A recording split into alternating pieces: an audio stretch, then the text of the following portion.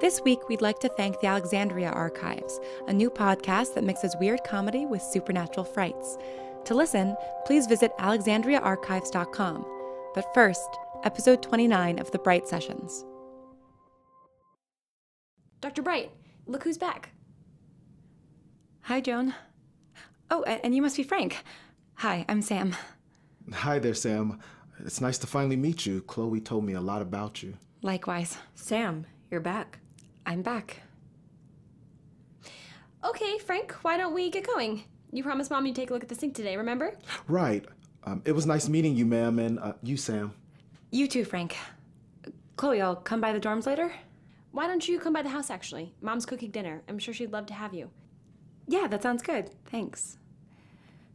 I didn't mean to just show up like this. No, it's fine. Why don't you go into my office? Right, yeah. See you guys later. Sarah, would you help Frank set up an appointment time? Ma'am, you really don't have to I'm happy to, Frank. And you don't need to keep calling me ma'am. We'll get them all signed up. Go talk to Sam. Okay. We'll talk on the phone later this week. You bet. When did you get in? Just now. I haven't stopped at home yet. I want to check in on Darwin first. Well, and you. It's been a while since we've talked. It has. Darwin is good. He's at my apartment right now. Thank you for taking care of him. Of course. Sam, why didn't you tell me you were coming back? It wasn't really planned. The past couple weeks have been bad, and then I got back from a long trip last night, and I just started driving back here. Where were you? On my trip, or where I drove from? Your trip. I don't know. The mountains somewhere. No people. It's been a lot of that recently. Why was the trip so long? I couldn't get back. I couldn't calm down long enough to get myself back. Sam, are you all right? Yeah. No, I don't know. Do you want to talk about it? What, are you still my therapist? No, I think performing a prison break together means we've moved past doctor-patient. But I'd like to think we're still friends, even though... Even though I haven't contacted you in a month? Yes. How's the AM?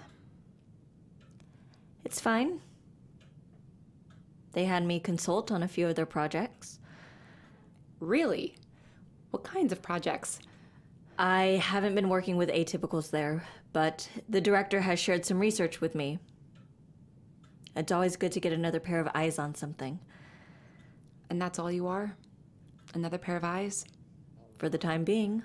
What does that mean? The director, Wadsworth, wants me back. I've told her in no uncertain terms that that won't happen, but I'm not sure it will always be a choice. Jeez. What are you worried they would do? I don't know. But you are worried? Yes. Are they looking for Mark? Not exactly. They have feelers out, but apparently he's not a top priority. I find that hard to believe. Wadsworth says they're willing to let it go as long as he doesn't abuse his power. And you believe her? No. But I don't think they'll try to imprison him again. Even still, I think it's important to stay in their good graces. Or at least not actively piss them off. I guess we did get off pretty scot-free, considering. We did. I think your extended road trip was a good idea. They've been asking about you. What do they know? That you exist. And that you have things under control. They won't hurt you. Though you may have Agent Green or someone checking in on you from time to time, which is incredibly annoying. I can live with that, I'm sure. What? Just, who would have thought that walking into a therapist's office 9 months ago would have led to this? I just wanted someone to talk to, and now I'm tied up in secret government agencies and time travel conspiracies. To be fair, you were always tied up in time travel. And now trying to track down 2 superpowered fugitives. I just wanted a little bit of normalcy, and I got all this. I'm sorry, Sam. No, don't be. Things are better now, I think. Or they were starting to be. But it just feels a little doomed, you know? That just by the very fact that I'm atypical, I'm going to have to put up with all this crazy sci-fi stuff forever. Chloe said something similar. Do you want a drink? What? Well, if we're just chatting as friends, then we might as well do it over scotch. Scotch? You keep scotch in your office? I bought it after my second session with Damien. He had a habit of showing up at the end of the day, and by the time he left, well, it was nice to have scotch on hand. I get that. Would you like a glass? It's 3 in the afternoon. Sure. I've never had scotch before. Ah, right, of course. Does alcohol mix badly with your ability? Not that I know of, but well, I've only had a few glasses of wine in my entire life, and they've all been in the past year. Yes, the wine nights with Chloe, correct? Right. She likes wine a lot. She says it slows down her processing speed. I guess it kind of dulls her ability a bit, makes things quieter. Yes, Chloe and I have talked about that a little. I cautioned her against drinking too regularly. It can become a problem with some atypicals. Self-medicating? Essentially. It does make some people calmer, dulls the senses enough that their ability isn't so overwhelming. Yeah, I think that's what it does for Chloe. Hence my concern. When that's the case, it's easy to abuse drinking in order to achieve that calm. But for other atypicals, it exacerbates the problem, makes them more vulnerable, more prone to outbursts. Right. So you thought that maybe for me... Alcohol isn't always the best thing for anxiety. And particularly given how physical your ability is. But you haven't had problems with it before? Not on all 2 of the occasions, no. 1 glass can't hurt. And if something goes wrong, you're here. All right. Then, cheers. Good Lord! Not a fan? Oh, that tastes like gasoline mixed with coal ash. Okay, so not a Scotch person. I guess not. I think I'll stick to tea and the occasional glass of wine. Joan, are you okay? I'm sorry? It's just, you seem a little, I don't know, agitated. Did everything go all right with Frank? Everything's fine, Sam. You just caught me off guard. Sorry, I should have called first. No, it's fine.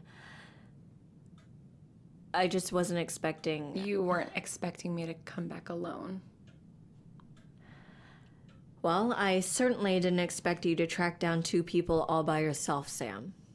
It's more important that you got away, explored the country a bit. Yeah, I know, but you'd hoped. You'd hoped no matter how unrealistic it was. I know, because I hoped too. Did you find any trace of them? No. And every time I stopped somewhere, I tried to ask around, see if anybody had seen them or if anything weird had happened. I've been keeping an eye on local newspapers and online forums as well. Online forums? Like ones for conspiracy theorists? They are not the most reliable sources of information, it's true. But every now and then, something will catch my eye. Yeah, I know what you mean. I talked to a few people who'd seen things they couldn't explain, but it's hard to know if they encountered an atypical or if they were just... A conspiracy nut? Yeah, exactly. Either way, it was stuff like people vanishing or lifting cars, stuff that neither Damien or Mark can do. Unless they found other atypicals. Do you think that's likely? I know it's something that Damien has a great deal of interest in. He was always inquiring about my other patients, what they could do, how powerful they were. He's fascinated by other abilities. You knew that, and you sent him into a facility full of vulnerable atypicals? As has been established, that was not my finest piece of decision-making. Sorry, I think we both got caught up in rescuing Mark. We didn't really think it through very much, did we? Not as much as we should have. But surely we'd have heard something if Damien was going around collecting atypicals like Pokemon, right? Presumably. And there's been nothing particularly suspicious on any of the paranormal subreddits. I'm sorry, but thinking about you on Reddit is just too strange. I no longer have the AM's resources at my fingertips, Sam. Sometimes Reddit will have to do. You could, though, couldn't you? Have access to their resources? That would mean going back, and Have you really not considered it? I've considered it. Of course I have. But it would be moving backwards. I can't be a part of what they do. But they know way more than us, right? I mean, I didn't realize how small my world was. What with having traveled all over the globe and all through time, I didn't think I needed to expand my perspective. But these past few months, I've had this weird tunnel vision my entire life. Yes, I've seen more of the world and history than most, but it's like watching a movie. I don't actually know what the world is like, what people are like. Every time I went up to someone to show them Mark's picture, my heart would start racing and my palms would sweat and I would have to do everything I could to hold on to the present. Talking to people terrifies me. Being out in the world in the present terrifies me. It's perfectly understandable to feel that way, Sam. But remember... No, don't. You're not my therapist anymore, remember? Then what does this have to do with the AM? Just that I'm beginning to understand how little I know. Not even just about the world and people, but about myself, about this bigger thing that I'm a part of. What do you mean? Atypicals. I always thought it was just me.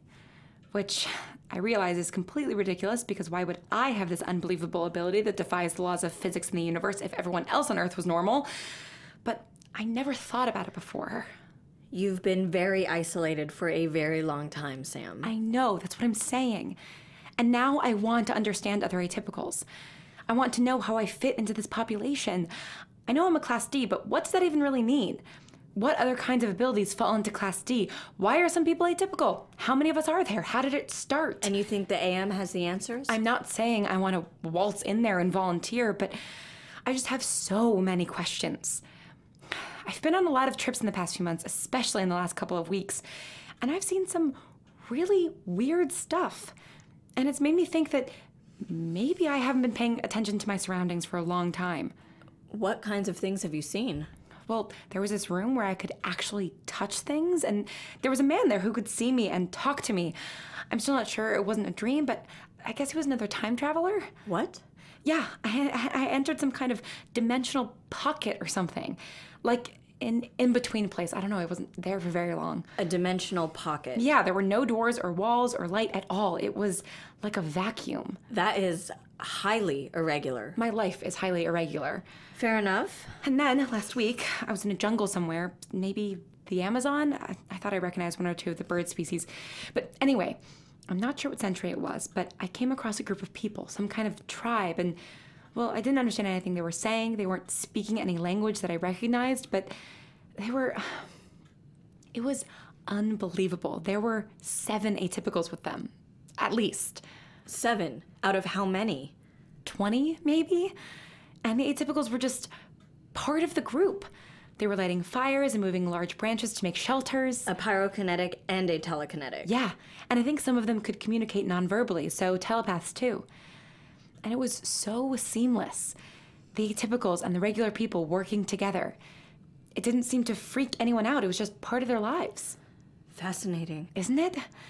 I mean, how many isolated cultures are there around the world like that? Communities that are aware of atypicals and live side by side with them, take advantage of their powers. Or, I don't know, maybe this tribe wasn't in a recent time. Maybe it was centuries ago, millennia ago. But then how did the human race go from that to just forgetting about atypicals? Was there a major decline in the population at some point? Were atypicals only found in certain geographic locations? How did we go from being integrated in society to not existing publicly at all? Okay, Sam, slow down. Have you seen atypicals in the past before? Not that I can remember, but it's possible. Like I said, I'm not sure I've been as observant as I thought I was. But I want to be. I want to find out more about atypicals. Well, I can probably fill in some of the gaps. I have been studying the subject for most of my adult life, after all. You do that? Of course. There's plenty of information I can give you, facts, statistics, without revealing any specifics about my other patients, past and present. That would be great. Sam, I'm curious. You quit your job before you left, correct? Yeah? Do you have a plan for what to do next? Not really. It occurred to me about 30 miles outside of the city that I was coming back to unemployment. And I understand what a luxury that is to forget that I didn't have a job, but I do want to do something with my life. Something productive, worthwhile. What did you want to be when you grew up? I don't know. After the trip started, I stopped thinking about the future. But when I was really little, I don't know, I thought it'd be fun to work in a museum. I don't much care for them now. I go sometimes to fill in the blanks of a trip, but when I was a kid, I used to love the Natural History Museum. Me too. I like how ordered museums are, you know?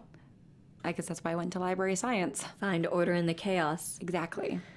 Have you thought about maybe doing that with atypicals? It's certainly crossed my mind recently, yeah. I wouldn't know where to start, though. And I mean, is that really a job? Make it one. What do you mean? Well, you're in a very unique position. As I understand it, you don't need to work for money right now. Maybe for a while. So, why not take this time to start documenting atypicals through time? We have a good amount of information about atypicals existing in the world today, but having a primary source for how atypical biology has evolved through time would be invaluable. You have the research skill set already. I can guide you on some of the more scientific aspects and tell you what to look for. And then I would take trips and try and find atypicals? We'd have to figure out a way to determine the best places and times to travel to, so you're not just jumping blind, but yes, that's the idea.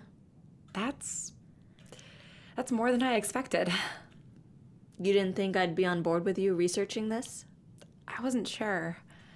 I mean, when it first popped into my head, I thought maybe I'm not objective enough, that the fact that I'm atypical means I'm too close to the subject matter. And then I thought that maybe you wouldn't want me to get more involved in all this stuff. I mean, this is the AM's main purpose, right? To find out as much about atypicals as possible? Yes, it is. But, as you said, you are involved by the very fact that you're atypical. And I think that actually makes you perfect as a researcher. You're uniquely suited for this work. Well, and you're one of the only people in the world who could actually do this work. Right, yeah. So, how do we do this? Make a list of potential time periods? I was thinking that maybe witch trials. Yes, that could definitely be a good place to start. Any time with a high level of suspicion in populations is probably worth looking for. Where have you been going recently? You said you've been on a lot of trips. Were you trying to begin this research? No.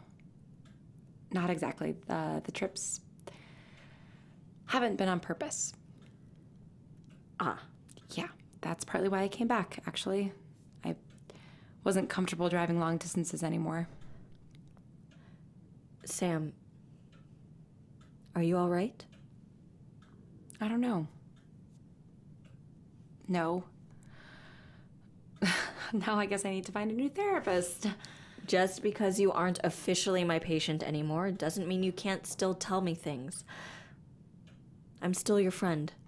Still? Were we ever really friends to begin with? Oh, God, I'm sorry. That was really harsh. I just mean... Well, we worked together mostly out of circumstance, right? Because we both wanted the same thing. We needed each other's help. Sam, I care about you. Not just as a former patient or someone who cares for my brother, but as a person. You do? That surprises you? A little. And not because I don't care about you, too. I do. I don't always trust you, but I do worry about you. I want you to be safe. I want you to be, happy. Then should it be such a surprise that I want the same for you? I'm just not used to that. I haven't had people in my life who were there just because. When we were planning everything, well, I wasn't sure if you'd still care to see me once we'd gotten Mark out. Once I stopped, being useful. Relationships aren't about someone's usefulness to you. We form relationships with people because we like them. We enjoy their company. we feel good around them. How about Chloe? She's a good friend, isn't she? Yeah, she is. But she's Chloe, you know? She cares about literally every person in the world. She can't not. She does have an unbelievably large heart. And Mark? He also seems to have a big heart problem. But I don't know. I think he cares, really cares, not just because I helped him get out. But I can't tell if I'm just remembering what I want to. I would understand if he didn't. I failed him. You know, from the moment I met him all the way through now, I failed him. I wasn't honest with him. I kept things from him. I couldn't find him. Sam, you got him out. You kept him company. But I should have been better. It was just so new, feeling that way about someone. What you said about feeling good around someone. I didn't know it was possible to look forward to a person that much, to talking to them, seeing their face, just being near them. And I didn't know what to do, how to act, what to say. I should have just told him everything, told him I knew you, told him I knew who he was. That would have been the normal person thing to do. But I didn't, because I'm not a normal person. And I'm not even talking about the fact that I time travel. I'm just not a normal person in any sense. I'm not a whole functioning human being. I get nauseous when I have to make a phone call or when I make eye contact with someone on the bus. I don't know how to talk to people. I don't know how to tell someone how I feel about them or figure out if they feel the same way. And Mark made me feel normal because he's so nice. No, well, I mean, yes, he is nice, but that's not a big enough word for it, is it? He's deeply kind and compassionate, but not in the way that Chloe is, not in that big open heart kind of way. It's quiet and it makes you feel special and, well, I've never really seen him interact with any other humans, but I bet he's really good at it. I would definitely describe him as a people person, yes. Much more so than I. Right, exactly. I could tell that just by being one-on-one with him. He made me feel so comfortable. He smiled at me and asked me about myself and seemed genuinely interested in what I had to say. He didn't make me feel scrutinized or judged. And how did I return the favor? I lied to him and let him get kidnapped. Sam, you can't take all the blame. You are not responsible for what happened to Mark. But you are, right? You tell me not to put it all on myself, but I know you're doing the same. You're right. Can we at least agree that Damien is partly responsible? Yeah, definitely. What are we gonna do? I don't know, Sam. Oh, crap, did it just start raining? Looks like. Oh, geez, left the top down. Did you actually get it? A little red convertible? Yeah, I did.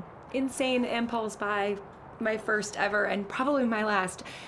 Not a very practical car, but I thought it'd be fun. Well, don't let it get ruined. Right, yeah, I should go. We'll talk more about the research thing? And everything else? Yes, we will. Call me anytime. Okay. Bye, Joan. Have a good night. You too, Sam. Have fun at dinner. Right, yeah, Thanks. I'll be by to pick up Darwin after. See you.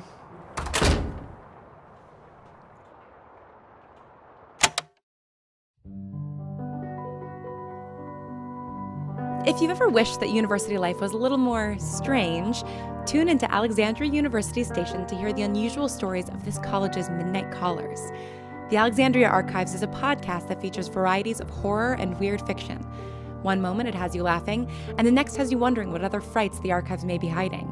It's a lot of spooky fun, and they also invite user contributions.